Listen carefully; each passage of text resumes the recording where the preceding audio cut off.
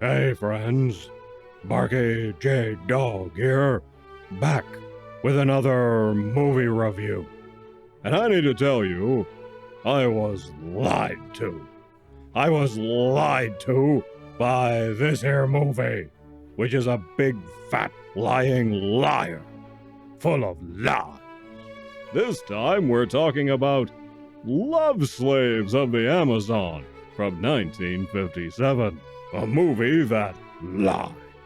Our story goes like this. An American archaeologist is hanging out in Brazil to do him some archaeology. Apparently, he's famous as archaeologists go, because this creepy weirdo accosts him and tries to convince him to go up the Amazon to find a secret lost tribe of jungle chicks. He was there once and barely escaped with a gold statuette that should not exist, according to archaeology. So our hero signs on and the trip is underway. Unfortunately, some river pirates get wind of the expedition, which our hero is going on solely for scientific research, mind you, and these pirates figure it's a treasure hunt. So they take over. One thing leads to another, with our hero being separated from the others and lost in the jungle. He passes out and gets found by the Amazons. See, we're told there are all these hot, sexy Amazons running around, right? That's what we expect, but when our hero wakes up, he sees this crowd. Just look at this fright show. This lady is all horsey-faced, and this one looks like the other end of the horse. All of them need to be put out to pasture. And this is where the movie falls down and never gets back up again. There's this long, drawn-out scene where these gruesome Gerties try to take our hero's clothes off to give him a bath, which naturally he declines, but they won't take no for an answer. Comedy ensues. Now, there is a sexy chick here, a prisoner, one of only 2 survivors of an expedition that previously went looking for the Amazon chicks. But she's pretty much kept as a slave. Now, there are young chicks in skimpy outfits here, don't worry about that. They have a queen and everything, so the gruesome Gertie Brigade is not all there is to this tribe. Fortunately. The other prisoner of that previous expedition is this guy, who is all tired and exhausted and worn out. His job is to father children, like a drone. Sounds great, right? But like the rent, the price of paradise is just too damn high, if you ask me. See, he's the only man here, so his duties are very tiring. And now that there's a new stud in town, the chicks plan to kill him off and replace him with our hero. On top of that, any of the babies who are male are killed as soon as they're born. Twitter might like that, but it's kinda dumb, since it means they have no men except the ones they capture from outside, and they only seem to keep one at a time. So, pretty dopey. Anyway, can our hero escape with Gina, the prisoner chick? Or will he remain a love slave of the Amazons? And what's with these Orion slave chicks anyway? In our cast, we have Eduardo Cianelli, a very familiar face.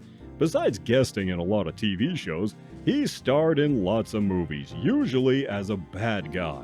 He appeared in Houseboat, Gunga Din, Kitty Foyle, Helen of Troy, and was the villain in the Republic movie serial, The Mysterious Dr. Satan. Gianna Segal plays Gina, the prisoner chick and love interest. The Italian actress only made a handful of films in her career, and Love Slaves of the Amazon was her last one. I guess it put her off movie making. The man of 1,000 voices, Paul Frees, dubs some characters, and finally, our hero is played by Don Taylor, who was an interesting guy. He appeared both in front of and behind the cameras. He was Lieutenant Dunbar in Stalag 17 and played Cowboy in Flying Leathernecks. He was in Father of the Bride with Spencer Tracy and its sequel, Father's Little Dividend.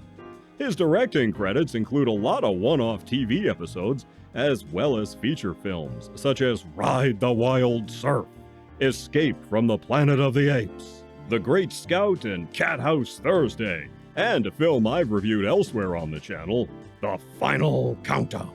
Love Slaves of the Amazon was written, produced, and directed by Curt Siodmak, who began his career as an extra in Fritz Lang's Metropolis. He directed Bride of the Gorilla and The Magnetic Monster. Originally a novelist, he was a writer on the original Wolfman, Earth vs. the Flying Saucers, House of Frankenstein, Donovan's Brain, I Walked with a Zombie, and many, many more. That's probably why this one is so disappointing, given his previous work. Now, as I said, this movie lies. See, I saw this here Blu-ray and thought it'd be a hoot, but it wasn't. It starts out promisingly enough until our heroes get underway. It kinda gets dull and falls apart when our hero meets the tribe of Amazon chicks. And look at this. Just look at this poster art here. This Yvonne DiCarlo looking warrior chick is all sexy and exciting, right? But she isn't in it. You never see this chick. It's a lie. These are the warriors we see in the movie, not the sexy poster chick. In fact, most of the sexy chicks in the tribe are kinda mid, if I'm honest. The Orion slave girl makeup is just plant sap that they smear on themselves for camouflage in the jungle. But I have no doubt this is where Gene Roddenberry cribbed the green women from. As is often the case in a movie like this, the sexy women do the obligatory, ridiculous tribal dance number, but even that isn't anything special. So I had high hopes, but they were dashed on the rocks of disappointment, drowned in a sea of despair, and buried in an unmarked grave of mediocrity. Besides sexy chicks, even if they were kinda mid and painted green, I thought the movie had one saving grace, and that was that the Amazon chicks don't speak English. I liked that. Anyway, it was about the only element that seemed realistic and made any sense. The movie was also shot mostly on location in Brazil, and the real jungle footage and stuff looks good. So there's that. The sets, not so much. They're El Cheapo. In the end, Love Slaves of the Amazon had a lot of promise, but was really dumb and wound up being disappointing. The print looks good at any rate. Kino Lorber did a good job with it, though this poster is made of lies. Aside from that, the movie's pretty dull overall, and the sets looked really cheap too. So I'm giving it a paw and a half, and that's being generous. And that's what this movie gets for lying to Barkey J. Dog. You take care of yourselves, and I'll see you in the next one.